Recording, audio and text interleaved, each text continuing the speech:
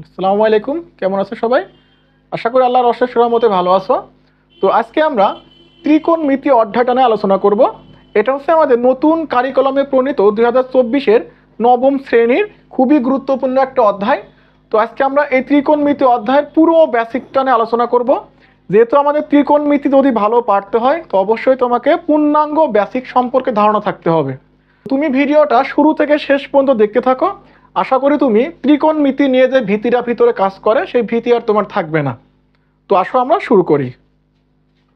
ত্রিকোণমিতি আমরা জানি ত্রি মানে কত, তিন, আর মিতিক মানে হচ্ছে পরিমাপ, অর্থাৎ তিনটা কোণের পরিমাপই হচ্ছে আমাদের ত্রিকোণমিতি। আশা করি তোমরা সবাই জানো যে কোণ ভেদে ত্রিভুজ কত প্রকার, তিন প্রকার। একটা সমকোণী, দেন সূক্ষ্মকোণ এবং ফাইনালি হচ্ছে আমাদের স্থূলকোণী।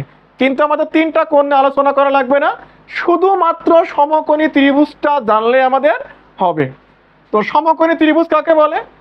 আমরা জানি যে ত্রিভুজের একটি কোণ হচ্ছে সমকোণ অর্থাৎ 90 ডিগ্রি, এবং বাকি দুইটা কোণের পরিমাণ 90 ডিগ্রি থেকে ছোট অর্থাৎ সূক্ষ্মকোণ, তাকে বলবো আমরা সমকোণী ত্রিভুজ। তো আমরা একটা সমকোণী ত্রিভুজ এখানে আঁকি।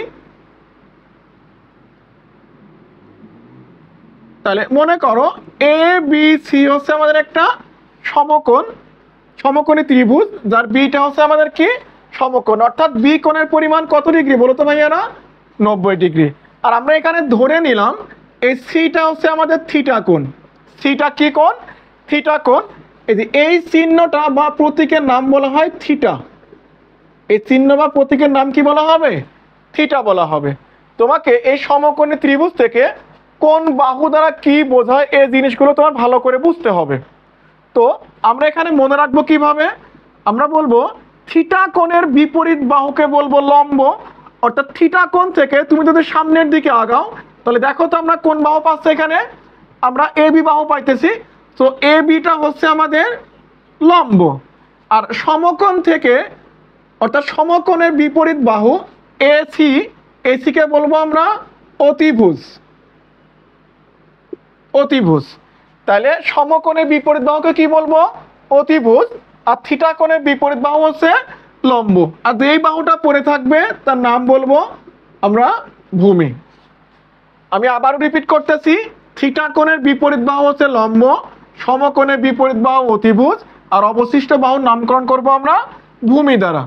আমি তোমাকে একটা প্রশ্ন এখানে দিচ্ছি, তুমি দেখো তো এটার অ্যান্সার করতে পারো কিনা। মনে করো পি কিউ আর একটা সমকোণী ত্রিভুজ, যার পি হচ্ছে সমকোণ অর্থাৎ 90 ডিগ্রি। এখন যদি তোমার কাছে জানতে চাওয়া হয় বলো তো এই ত্রিভুজের ভূমি কোণটা, লম্ব কোণটা, আর অতিভুজ কোণটা?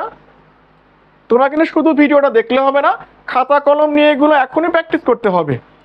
এখনই প্র্যাকটিস করো, তাহলে দেখবা তুমি পুরো ত্রিকোণমিতির বেসিকটা ইজিলি বুঝতে পারবা। তো খাতা কলম সামনে নাও আর শুরু করো। বলো তো এখানে ভূমি কোণটা হবে? এই দেখো, আমরা একটু আগে শিখে আসলাম যে সমকোণের বিপরীত বাহুকে কি বলবো? অতিভুজ। তাহলে সমকোণের বিপরীত বাহু কোনটা বলো তো? Q R. তাহলে কিউ আরটা আমাদের কি হবে? অতিভুজ। আর মনে করো আমরা এখানে আরটাকে থিটা কোণ হিসেবে কাউন্ট করলাম, তাহলে এই থিটা কোণের বিপরীত বাহু কি হবে? আমাদের পি কিউ। তাহলে পি কিউটা হচ্ছে আমাদের লম্ব। আর অবশিষ্ট বাহুটাকে কি বলবো আমরা? ভূমি বলবো। আশা করি তুমি বুঝতে পেরেছো। তাহলে থিটা কোণের বিপরীত বাহু লম্ব, সমকোণের বিপরীত বাহু অতিভুজ, আর অবশিষ্টটা বাহু হচ্ছে আমাদের ভূমি। তো এখন মনে মনে প্রশ্ন থাকতেছে, ভাইয়া ত্রিকোণমিতি শিখবো, তো এখানে লম্ব, ভূমি, অতিভুজের কাজটা কি? হ্যাঁ, এটার অবশ্যই কাজ আছে। কাজটা হচ্ছে কি, তুমি দেখো একটু এখানে আমরা ক্লাস 8-এ পিথাগোরাসের উপপাদ্যটা প্রমাণ এবং প্রশ্নের নামটা মুখস্থ করেছিলাম। সেখানে ফাইনালি লাইনটা কি জানা পেয়েছিলাম অতিভুজ স্কয়ার সমান সমান লম্ব স্কয়ার প্লাস ভূমি স্কয়ার। তো এখানে তুমি দেখো, বলো তো আমাদের অতিভুজটা কি ছিল? এই চিত্রের ক্ষেত্রে আমাদের অতিভুজটা ছিল হচ্ছে এসি, অর্থাৎ এসি স্কয়ার সমান সমান অতিভুজ স্কয়ার সমান লম্ব স্কয়ার, অর্থাৎ এ বি স্কয়ার প্লাস ভূমি, দ্যাটস মিন বিসি স্কয়ার।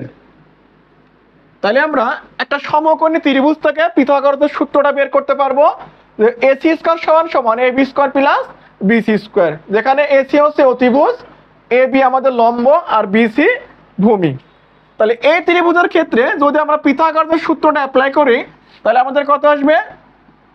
আমাদের আসবে কিউ আর স্কোয়ার সমান সমান অতিভুজ স্কোয়ার ইকুয়াল লম্ব স্কোয়ার অর্থাৎ পি কিউ স্কোয়ার প্লাস ভূমি স্কোয়ার অর্থাৎ পি আর স্কোয়ার।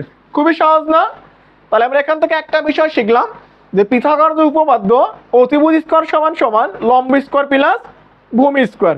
আসলে একটা ম্যাথ এখান থেকে সলভ করি। ছোট্ট একটা প্রশ্ন,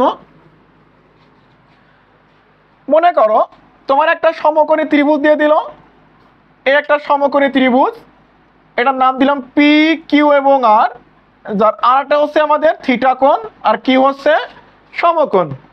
যদি বলা হয় যে অতিভুজের মান 5 লম্বের মান 4 হলে ভূমির মান কত হবে, ভূমির মানটা তোমার বের করতে হবে। অর্থাৎ একটা ত্রিভুজের যদি দুইটা বাহুর দৈর্ঘ্য দেয়া থাকে আর অপর যে কোনো বাহু বের করতে বলে তাহলে আমরা কোন সূত্র লিখবো? পিথাগোরাসের উপপাদ্য লিখে দিলেই হয়ে যাবে। তো উপপাদ্য কি জানা ছিল আমাদের? অতিভুজ স্কোয়ার অর্থাৎ পি আর স্কোয়ার ইকুয়াল লম্ব স্কোয়ার অর্থাৎ P Q square plus Q R square. তুমি এখানে মানগুলো বসিয়ে দাও। যদি অতিভুজের মান আমরা 5 বসিয়ে দিই, 5 স্কোয়ার ইকুয়াল লম্ব অর্থাৎ 4 square equal Q R square. তো আমরা জানি 5 স্কোয়ার মানে 5 5 25, 4 4 16 সমান সমান কিউ আর স্কোয়ার।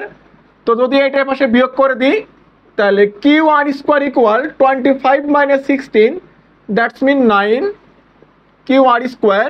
তাহলে সুতরাং কিউ আর সমান সমান √9। তাহলে কিউ আর সমান কত পাচ্ছি বলো তো ভাইয়ারা? 3 একক। তাহলে কিউ আর এর দৈর্ঘ্যটা কত পেয়েছি?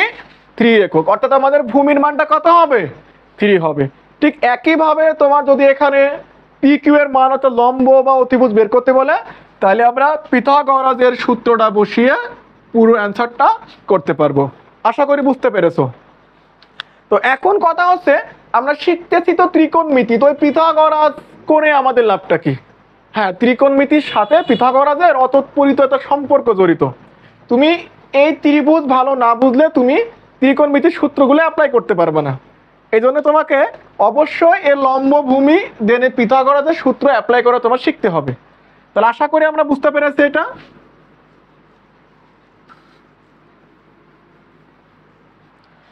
তো আসো এবার আমরা পরবর্তী কাজটা শুরু করি, ত্রিকোণমিতি বিষয়টা নিয়ে আলোচনা করি। তাহলে তোমার মনে রাখতে হবে ত্রিকোণমিতিক অনুপাত মোট কয়টা? 6টা। ত্রিকোণমিতিক অনুপাত মোট কয়টি বলো তো? 6টি। সবাই খাতা কলমে আমার সাথে লিখতে থাকবা। তাহলে আমরা লিখে নিই, তোমরা আমার সাথে লিখো যে ত্রিকোণমিতিক অনুপাত। ত্রিকোণমিতিক অনুপাত কয়টি বলো তো ভাইয়ারা? 6টি। সবাই লিখতে থাকো আমার সাথে। প্রথমটা হচ্ছে আমাদের সাইন থিটা, এটাকে কি বলবো আমরা? Sign theta. দ্বিতীয়ত কস থিটা। তৃতীয় হচ্ছে আমাদের ট্যান থিটা। তাহলে ত্রিকোণমিতিক অনুপাত কয়টা বললাম আমরা? 6টা। তো 3টা নাম সম্পর্কে পরিচিত হয়। আমরা প্রথমটাকে কি বলবো?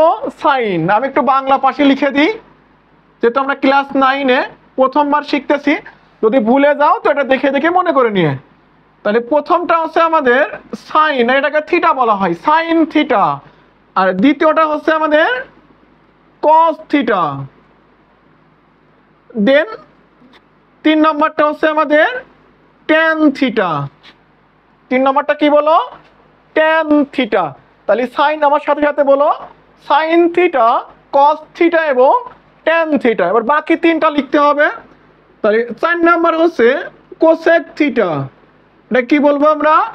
Cosec theta. Cosec, cosec theta. 5 নাম্বারটা হচ্ছে আমাদের sec theta. Sec theta, sec theta. Then লাস্টে হচ্ছে আমাদের cot theta. Cot theta, cot theta. আশা করি বুঝতে পেরেছো। তাহলে ত্রিকোণমিতিক অনুপাত মোট কয়টা? 6টা। তো এখানে প্রথমে sine theta, cos theta, tan theta, cosec theta, sec theta এবং কট থিটা। আশা করি বুঝতে পেরেছো। তাহলে সবাই এগুলো খাতায় লেখা হয়ে গেছে। আমরা এবার পরবর্তী স্টেপগুলো দেখি। তো এবার এই 6টা ত্রিকোণমিতিক অনুপাতের সাথে তুমি একটু আগে যে সমকোণী ত্রিভুজ রিলেটেড লম্ব ভূমি অতিভুজ শিখে আসছো, এবার সেইটা মিল করতে হবে তোমার। তো আমরা শুরু করি। ত্রিকোণমিতিক 6টা অনুপাতের সাথে আমরা যে পিথাগোরাসের থেকে সমকোণী ত্রিভুজ থেকে যে লম্ব ভূমি অতিভুজ শিখে আসছি সেটা একসাথে সম্পৃক্ত করতে হবে। তার আগে আসো আমরা মজার সাথে 3টা ছন্দ দেখি। দেখো তো এখানে আমি কি লিখতেছি, সাগরে লবণ অনেক। সাগরে কি অনেক বলো তো? লবণ অনেক। সাগরে অনেক লবণ থাকে না? সাগরে লবণ অনেক। এবার দ্বিতীয়ত হচ্ছে আমাদের কবর। সবাই বলে তো কি থাকে? কবরে ভূত অনেক। একটা থাকে না অনেক থাকে? কবরে ভূত কিন্তু অনেক থাকে। তাহলে কবরে ভূত অনেক। আচ্ছা, ভূত দেখতে কি খুবই সুন্দর হয় নাকি? ভূত দেখতে কিন্তু খুবই সুন্দর হয় না, খুব বিদঘুটে হয়। তো আমরা লিখে নিই এখানে, দেখ ভূত দেখতে কেমন হবে? টেরা হবে, টেরা হবে, লম্বা হবে। তাছাড়া তুমি তো ভয় পাবা না। টেরা লম্বা ভূত। এগুলো কি লিখতেছি ভাই? আমি ঠিকই লিখতেছি, তুমি কি দেখো। সাগরে লবণ অনেক, কবরে ভূত অনেক, আর টেরা লম্বা ভূত। তো এগুলোর সাথে ত্রিকোণমিতির সম্পর্ক কি দেখো তো। সাগরে প্রথমে কি আছে? দন্ত্য স, মানে কি হবে? সাইন। তাহলে সাইন থিটা সমান সমান লতে কি হয় বলো তো? লম্ব। লতে কি হবে? লম্ব। লম্ব ডিভাইডেড বাই অতি কি হবে? অতিভুজ। সবাই আমার সাথে বলো, অতি কি হবে? অতিভুজ। তাহলে আমরা একটা সূত্র শিখে ফেললাম যে সাইন থিটা সমান কি বলো? লম্ব ডিভাইডেড বাই অতিভুজ। আবারও বলো, সাইন থিটা সমান কি জানি? লম্ব ডিভাইডেড বাই অতিভুজ। আর কতে কি হবে বলো তো? কস। কতে কি হবে? কস। তাহলে কস থিটা ইকুয়াল ভয় দীর্ঘতে কি হবে?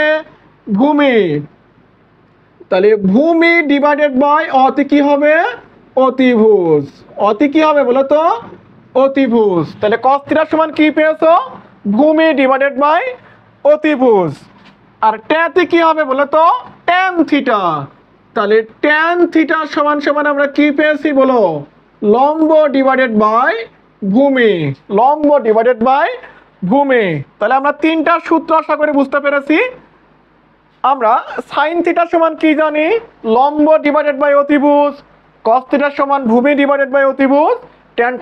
ট্যান থিটা সমান লম্ব ডিভাইডেড বাই ভূমি। তো এইগুলো সবাই নোট করে নাও খাতায়, সবাই নোট করে নাও।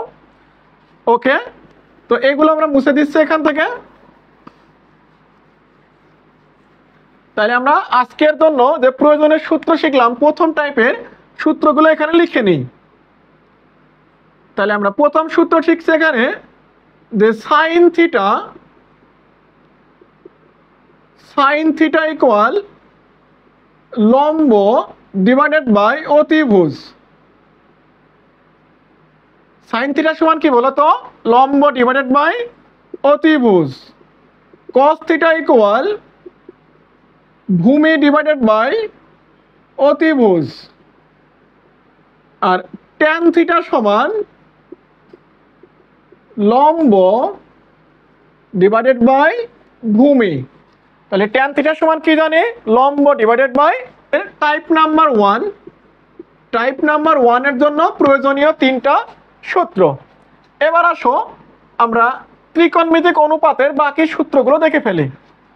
তো এটা হচ্ছে আমাদের টাইপ নাম্বার 2। টাইপ নাম্বার 2তে আমরা ফার্স্টে তোমাকে 6টা ত্রিকোণমিতিক অনুপাত সম্পর্কে বলছিলাম, সেগুলো মনে আছে তো সবার? ওকে, তোমাদের খাতায় আশা করি সবারই নোট করা আছে। সেগুলো ছিল আছে আমাদের সাইন থিটা, দ্বিতীয়ত cos theta, third tan theta, আর এই সাইডে লিখছিলাম আমরা কোসেক থিটা, সেক থিটা, আর ফাইনালে হচ্ছে আমাদের কট থিটা। তো এখান থেকে আমরা সূত্রগুলো কিভাবে শিখবো? আমাদের প্রথম সূত্র হবে, দেখো তো আমি সাইনের অপোজিট পাশে কাকে রাখছি? এখানে কোসেককে রাখছি। আর কজের অপোজিট পাশে কাকে রাখছি? সেক কে, আর tan এর অপোজিট পাশে কাকে রাখছি, কট কে। তো এখান থেকে আমরা তিনটা সূত্র পেয়ে যাব যে sine theta equal 1 divided by cosec theta. আমরা বিপরীত মানে কি, বিপরীত মানে 1 ডিভাইডেড বাই সেই সংখ্যাটা লিখে দিতে হয়। তাহলে আমাদের সাইনের বিপরীত কে আছে, কোসেক। তাহলে সাইন থিটা সমান 1 ডিভাইডেড বাই কোসেক থিটা। আর দ্বিতীয়ত হচ্ছে আমাদের, সবাই আমার সাথে বলো তো, তাহলে cos থিটা সমান কি হবে, cos theta equal 1 divided by sec theta. সবাই বলো, সবাই বলো, cos থিটা সমান কি হবে, 1 ডিভাইডেড বাই sec থিটা। আর tan থিটা সমান কি হবে, 1 divided by cot theta, 1 divided by cot theta. আমরা আরো তিনটা সূত্র শিখে ফেললাম। সবাইটা আমার সাথে বলো, sin থিটা সমান 1 divided by cos theta, cos theta সমান 1 divided by sec theta, tan theta সমান 1 ডিভাইডেড বাই cot থিটা। আশা করি বুঝতে পেরেছো। তাহলে এটা হচ্ছে আমাদের টাইপ নাম্বার 2 এর তিনটা সূত্র। একইভাবে কিন্তু যদি তুমি কোসেক এইখানে নাও আর সাইনটা এইখানে নাও, তাহলে আরো তিনটা সূত্র পেয়ে যাবা। অর্থাৎ কোসেক থিটা সমান 1 বাই সাইন, সেক থিটা সমান 1 বাই কস, কট থিটা সমান 1 ডিভাইডেড বাই tan। বাকি তিনটা সূত্র তৈরি করার দায়িত্ব তোমাদের। আর যদি তোমরা তৈরি করতে না পারো তাহলে কমেন্টে জানাবো, অবশ্যই আমি সূত্রগুলো একটা পিডিএফ ফাইল অর্থাৎ শীট আকারে তোমাদের দিয়ে দেবো। ওকে, তো আমাদের ফাইনালে আরো তিনটা সূত্র শেখা হয়ে গেল। তো এগুলো আমরা মুছে দিচ্ছি, মুছে দিয়ে এটা সাইডে আমরা লিখে নিই আমাদের দ্বিতীয় সূত্রগুলো। তাহলে আমরা পেয়েছি সাইন থিটা সমান 1 divided by cosec theta, cos theta সমান 1 ডিভাইডেড বাই sec থিটা, আর tan থিটা সমান 1 ডিভাইডেড বাই cot থিটা। এবার তোমাকে টাইপ থ্রিতে আরো কিছু সূত্র সম্পর্কে জানতে হবে। তোমার প্রথমে মনে রাখতে হবে tan থিটা সমান sin theta divided by cos theta. সবাই বলো, tan থিটা সমান কি জানি, sin divided by cos theta. আর cot থিটা সমান সমান cos ডিভাইডেড বাই কি বলো, sin থিটা। আমরা সবাই জানি tan এর বিপরীত কে বলো, cot, cot এর বিপরীত কে, tan। ঠিক একই রকম করে tan সমান sin বাই cos, তাহলে cot সমান হবে cos যাবে উপরে, sin আসবে নিচে, অর্থাৎ cos ডিভাইডেড বাই sin। খুবই সহজ সূত্র। তো আশা করি আমরা এই সূত্রগুলো সবাই বুঝতে পারছি।